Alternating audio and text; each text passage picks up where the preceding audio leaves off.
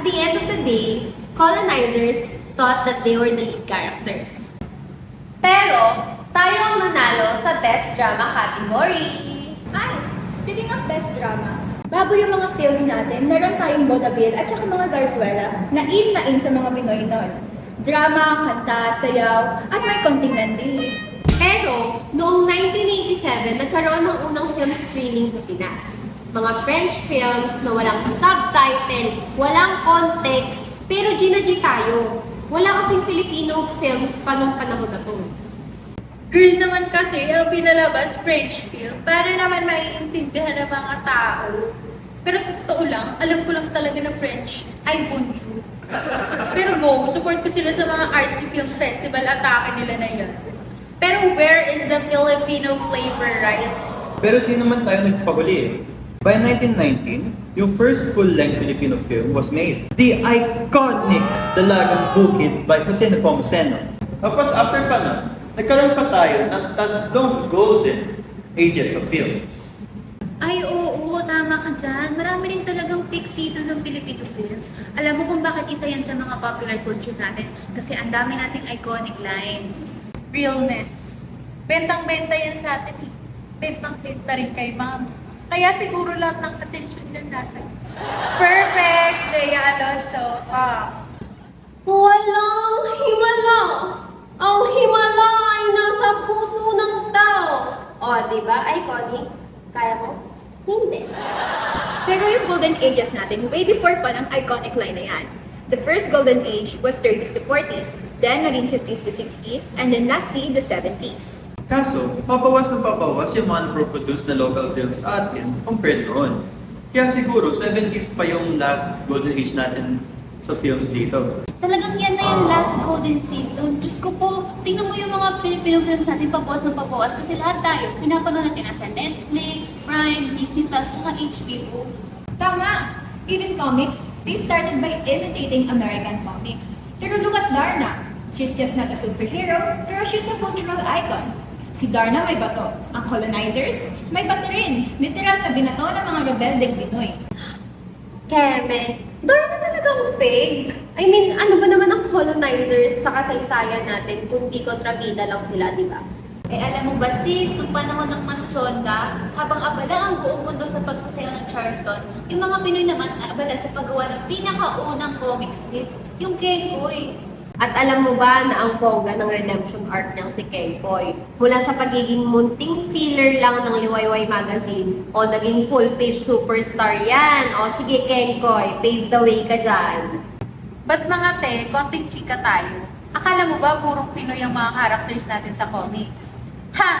Wrong! Our early comic icons were basically the Drag Race Philippines versions of American characters. Si Kulafu, Luzon version yan ni Tarzan. Goyo at Kikay, mga Pinoy fight Maggie and Jigs yan. Parang nag-mix and match lang sila sa pangalan, hairstyle, pati na rin sa outfit. Pero kahit may halong colonial fantasy realness, we made them our own. And Penny, comics became a pop culture phenomenon.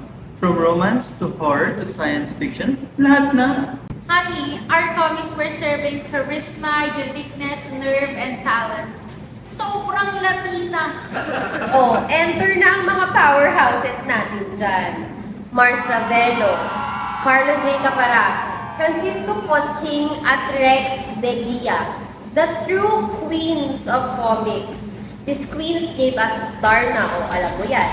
Captain Barbell, pag hindi mo yun alam na ko. Plastic Man pa, o basically our own superhero girl group. But mga sis, comics isn't just about mga pa-cute, pa-drama at pa-action. Oh no, she's also a political queen. Alam mo ng mga Pinoy, kung may reklamo, ilalagay yan sa mga pelikula, kanta, at syempre sa comics. Our comics tackle social issues, political scandals, at mga chismis ng bayan. So anong moral lesson natin today mga bakla? Ang comics noon, hindi lang basta aliw. Ito ang pop culture powerhouse ng Pilipinas. Pero habang sumisikat siya, nagiging commercialized din. Mula sa pagiging isang accessible at murang libangan, napunta sa malalaking publication houses, naging movie adaptations at eventually, unti-unting naisantabi nang pumasok ang television at digital media. Pero te, hindi ibig sabihin na wala na siya. Nag-evolve lang. Ang comics noon, nandiyan pa rin siya sa mga graphic novels ngayon, sa webtoons, sa animated adaptations. Ibig sabihin, buhay pa rin ang creativity ng mga Pinoy. Nag-a-adjust lang sila sa panahon. Pero ang point din kasi, yung kinagisnan na comics as popular culture, unti-unti na nawawala kasi hindi na ito yung in sa ating mga Filipino. Okay, mga besties, let's answer the big question. Do Filipinos have an identity without colonization? Of course! Our identity existed long before colonization. Yung mga colonizers na yan, mga ano lang yan, chapter lang yan sa story natin. Parang adobo lang yan, Nika. Kahit anong ilagay mo, manok, baboy, kangkong, Pinoy na Pinoy pa rin yan. Filipinos adapt and resist. Colonization didn't define us. It challenged us to grow stronger.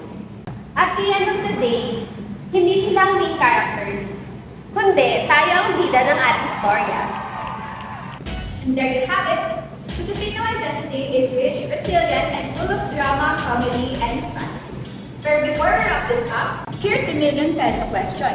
If we erased all traces of colonization from our culture, language, food, and even our holidays, would we still recognize ourselves as Filipinos? Or are we, in a way, just a product of our colonizers' influence? Think about that, mga beshies. Until next time, mga kakultura, stay informed, stay fierce, and stay Pinoy. Char!